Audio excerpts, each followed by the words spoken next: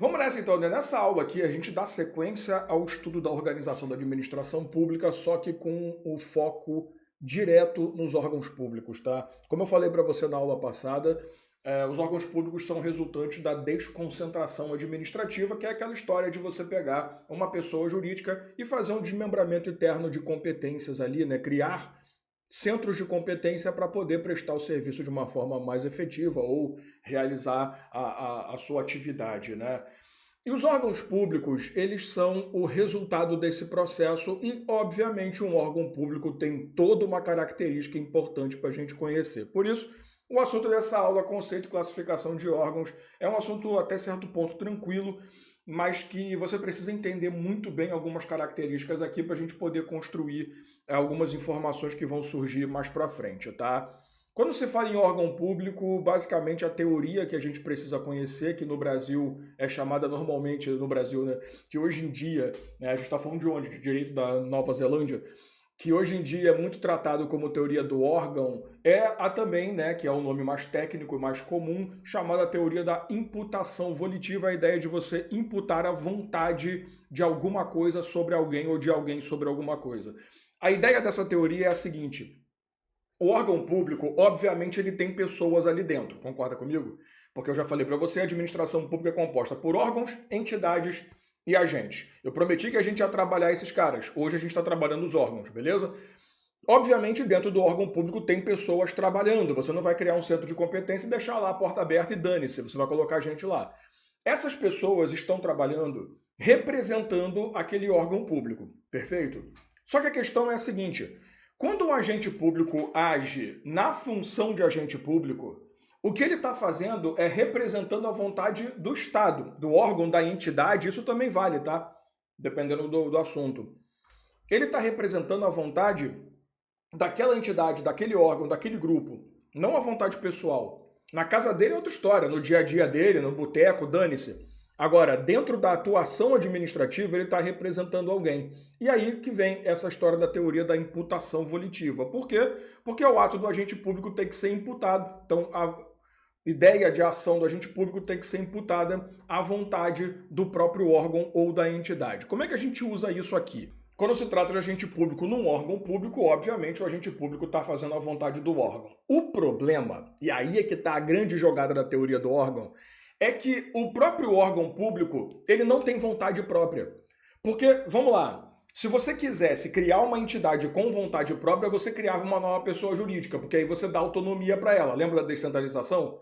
Na desconcentração, não. Eu não estou criando pessoas que vão ter autonomia. Não, eu estou criando centros para realizar atividades em meu nome, mas quem manda sou eu nessa jossa.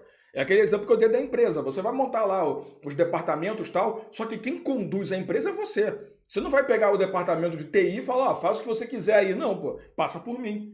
Então, a grande jogada aqui é a seguinte: quando você pensa na teoria do órgão, a ação do agente público é imputada ao órgão. Porém, o órgão não tem vontade própria.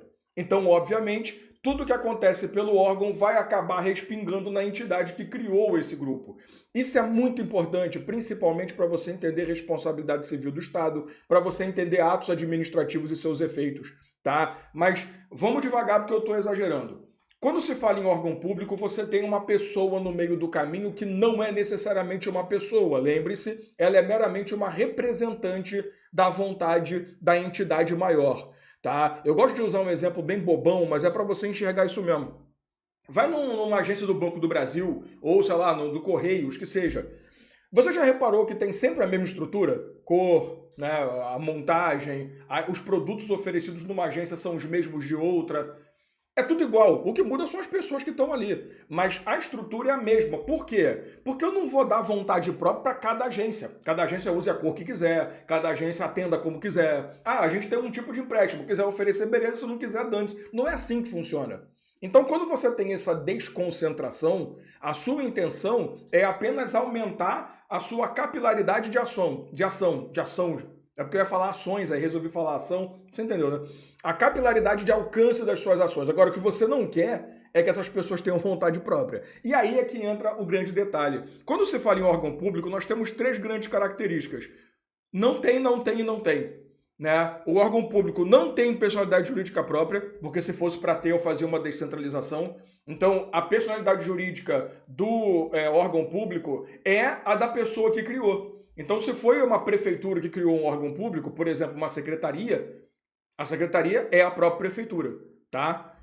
Não tem patrimônio próprio porque, convenhamos, o órgão público não tem nada. Então, quando eu crio um órgão público, ele está dentro da minha estrutura. Eu que vou colocar mesa, computador, sei lá, eu que vou disponibilizar para ele. Se eu fechar aquele departamento, tudo volta para mim, porque é tudo meu no final das contas. Então, tecnicamente, não tem nada. E também não tem vontade própria. E aí que entra a história da estrutura da teoria do órgão. Dalmo, se você atua em nome de um órgão público, você está representando a vontade do órgão, beleza. Quando eu for imputar essa vontade, eu vou imputar a quem? Ao órgão. Só que o órgão não tem vontade própria. Então, na real, o órgão está fazendo apenas aquilo que um ente maior obrigou a fazer. Por isso que quando você vê uma ação popular da vida, exige que você aponte para todo mundo, a secretaria, a prefeitura, o secretário, blá blá blá, para você encontrar quem é realmente a pessoa que tem a competência. Mas guarda essa história porque tem alguns pequenos problemas nessa brincadeira aqui, tá? Apesar de não ter personalidade jurídica para poder firmar contrato, gerar direitos e obrigações em si, a Receita Federal determina que órgãos públicos tenham CNPJ. E aí é importante isso, quando forem unidades que vão gerir orçamento. Então, qual é o grande detalhe aqui? Quando você tem, ou recolher imposto na fonte ou movimentação bancária. Quando você tem essa história de que, olha, o órgão público não tem personalidade jurídica, logo ele não tem CNPJ, toma cuidado, que CNPJ é o Cadastro Nacional de Pessoa Jurídica, aí ferrou, né? Você fala, porra, mas ele não é uma pessoa jurídica. Pois é.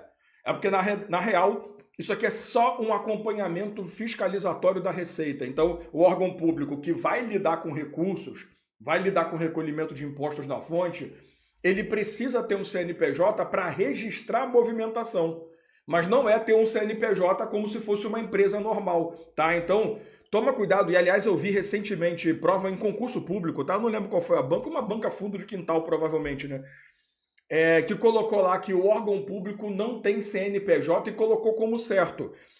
Se você parar para pensar, tecnicamente está certo. Realmente o órgão público, em regra, ele não tem CNPJ, mas excepcionalmente ele vai ter, quando ele for lidar com recurso público ou com recolhimento de impostos. Então, eu preciso entender isso aqui. Duas coisas. Primeiro, o órgão público não tem personalidade jurídica, mas ele pode ter CNPJ. E dois, nem todo órgão público tem CNPJ, mas pode ser que ele tenha que ter. Então, muito cuidado que, nesse caso, como é que eu vou lidar com uma questão dessas, então? Simples. A melhor alternativa é aquela que fala que não tem CNPJ, vai nela. As outras vão estar erradas. Né? Foi o caso dessa questão, por exemplo. O que a galera entrou com recurso? Para anular a questão porque não tinha resposta. Você que é esperto ou esperta faz o quê? Você marca aquela alternativa que parece a mais certa, apesar de ser um absurdo, que você pensa, não estava lá. O órgão público pode ter CNPJ. Não, o órgão público não tem CNPJ. Não estava dando uma possibilidade. Ele estava afirmando que não tinha. O que está tecnicamente errado, mas ao mesmo tempo, se você parar para pensar, bom, é a regra. Então a gente está falando da regra. Você vai e marca. Se por acaso a resposta vier num gabarito diferente, a gente pede para anular. Se não, a gente faz o quê? Agradece a Deus e pronto, porque a gente acertou a questão. Eu falo isso muito com meus alunos e alunas. Não fica brigando com a banca, porque isso aqui não é o momento. O que eu já vi de banca não anular a questão que obviamente tinha que anular, porra, não é. São 23 anos fazendo isso. Tá, eu já briguei com banca pra cacete. Hoje eu não brigo mais, porque, porra, eu vou acertar a questão. Agora, se for muito absurdo, aí sim a gente tenta derrubar. Mas de resto, eu prefiro acertar, mesmo sabendo que tá errado, do que simplesmente estar certo e me arregaçar na prova. É isso, entendeu? Então, toma cuidado. Tem que ter CNPJ? Não, pode ser que tenha.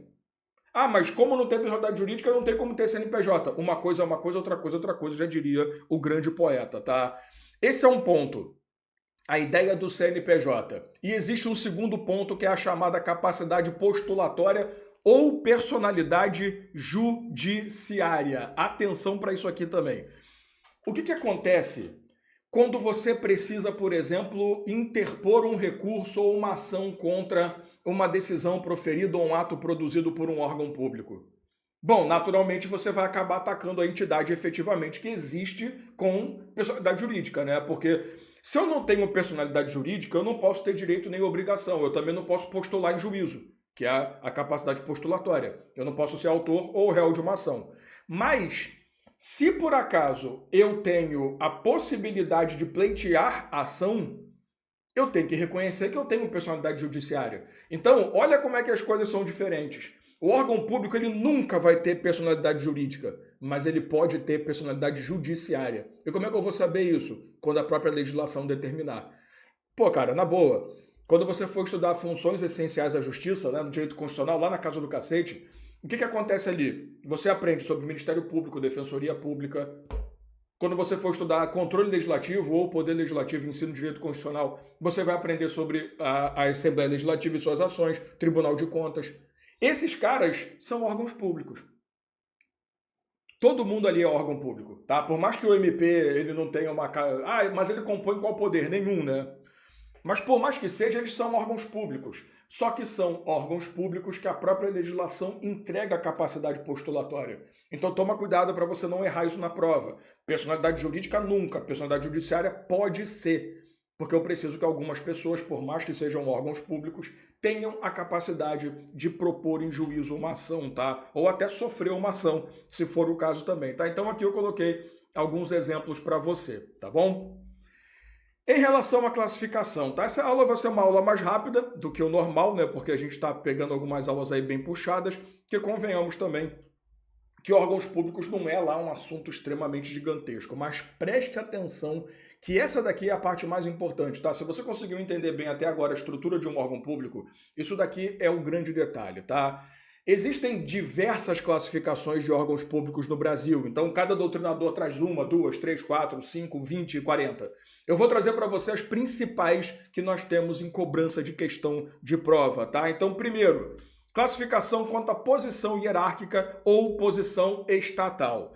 Nós temos os órgãos independentes, que são os fodão de cima, e os subalternos, que são os dálmos. Vamos lá. Quem é um órgão independente?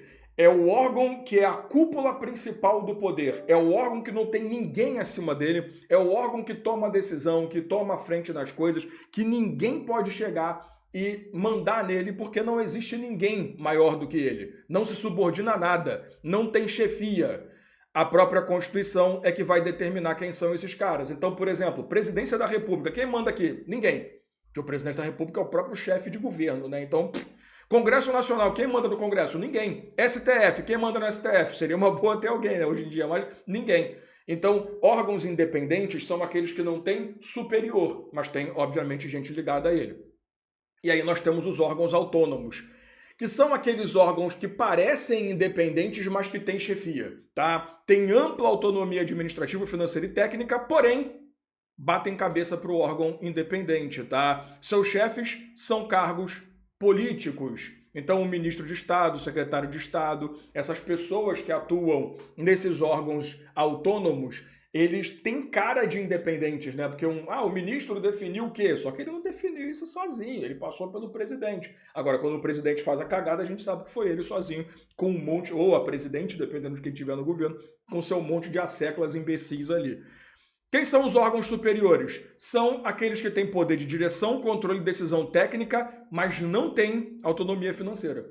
Então, eles são chefiados por alguém, por exemplo, departamento, gabinete, coordenadoria, tá? Então, é uma desconcentração básica para pessoas que vão mandar nos departamentos, mas que não têm autonomia financeira. Eles não vão definir orçamento, eles não vão definir destinação orçamentária, eles vão tomar decisões de ordem técnica. Agora, existem aqueles que estão ali só para fazer, que são os dálmos, também conhecidos como subalternos. São órgãos de mera execução. Cumprem ordens, rotinas sem poder de decisão e planejamento. Então, são as portarias, são os protocolos, os hospitais, né? Então, é só você pensar que dentro da estrutura de um órgão público existem 4 pessoas. Quem manda e ninguém manda nele, quem manda só que alguém manda nele, quem manda mas não tem poder orçamentário nenhum e 2 outros mandam nele, e quem só faz, que é o subalterno. Então, né, inverte, né, Dalmo, que vai de cima para baixo. Tamo junto? Essa é uma das classificações mais cobradas em prova, tá bom? Conheça bem ela. Porém, vamos lá. Quanto à atuação funcional ou quanto à vontade, o órgão pode ser singular ou pode ser colegiado. Isso aqui é bem tranquilo, tá? No órgão singular, também chamado de unipessoal, a decisão final e a vontade do órgão são manifestadas por um único chefe. Então, Presidência da República tem um presidente. né? Eu achei que eu estava na tela. Meu Deus do céu. Eu ainda vou aprender. Eu estou há 11 anos fazendo isso no computador e no YouTube e tal, mas eu ainda vou aprender, tá? Órgãos colegiados, a vontade é formada de maneira conjunta. Então, o Tribunal de Contas, por exemplo, o Congresso Nacional, o CNJ, um Tribunal de Justiça, não esqueça que o juiz é um órgão unipessoal, o Tribunal de Justiça é um órgão colegiado. Né? Eu sei que a gente às vezes esquece, mas o juiz, ele é um órgão público. Tá? A própria Constituição fala isso lá em Poder Judiciário. Muito fácil, bem tranquilo. Então aqui basicamente a vontade vem de uma pessoa só, é singular, vem de um grupo de pessoas, é colegiado. Quanto à estrutura, ele pode ser simples ou unitário, que não possui subdivisão interna ou outros órgãos acoplados, atuam em um único centro de competência. Essa daqui é a concentração da desconcentração. Né? Porque você desconcentra para criar uma pessoa, só que essa pessoa não tem desmembramento interno. Então, por exemplo, eu vou criar uma secretaria da Fazenda que só tem a secretaria. Beleza, é um exemplo, tá? Órgãos compostos resultam da desconcentração. São órgãos que agrupam outros órgãos menores dentro de sua estrutura para dividir o trabalho. Por exemplo, o Ministério da Fazenda, que tem várias secretarias ligadas. Né? Então, se você olhar, Ministério da Previdência, tem a Secretaria-Geral de Previdência, tem não sei o que lá da Casa do Cacete. Ministério da Fazenda, Secretaria de não sei o que, Secretaria de Junta da minha avó. A ideia é, se o órgão é uma pessoa só, ele é um órgão simples.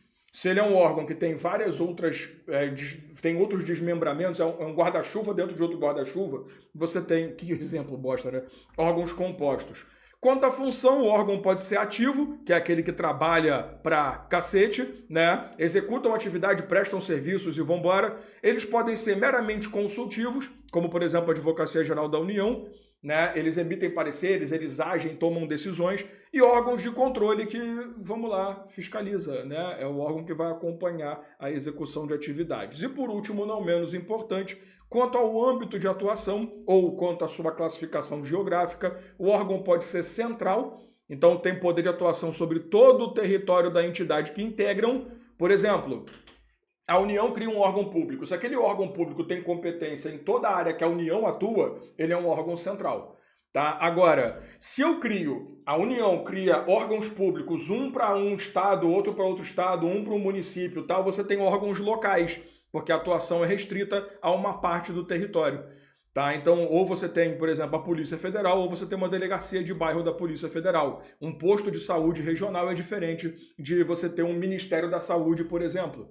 Tá? Então, basicamente é isso. Como eu falei, o órgão público é um assunto que não demanda tanta preocupação, porém, é um assunto que é importante você dominar bem, tá? Próxima aula, eu vou trazer rapidinho também para a gente poder aproveitar esse tempo aí, fazer um vídeo rápido também sobre a administração direta, que é muito pouco explorado e precisa apenas de algumas informações. E aí, na aula 5, a gente senta a pancada na administração indireta. Tamo junto? Até lá!